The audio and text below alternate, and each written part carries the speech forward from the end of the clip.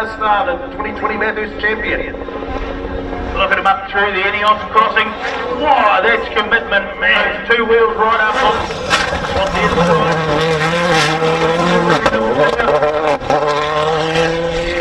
So straight out of there, they were much fantastic cross over the Auckland mega jump. Huge hits on the end from Van Gisbergen. How does he attack the vantage switchback?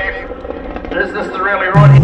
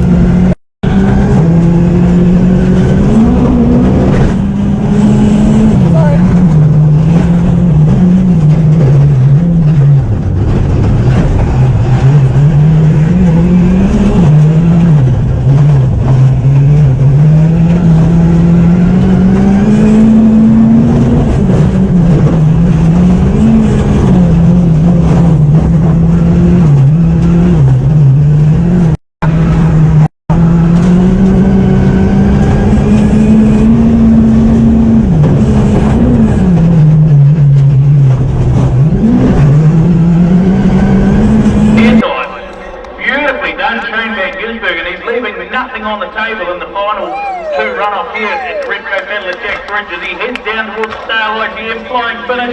This is fast, this is lightning fast. What a performance, 1:20.0.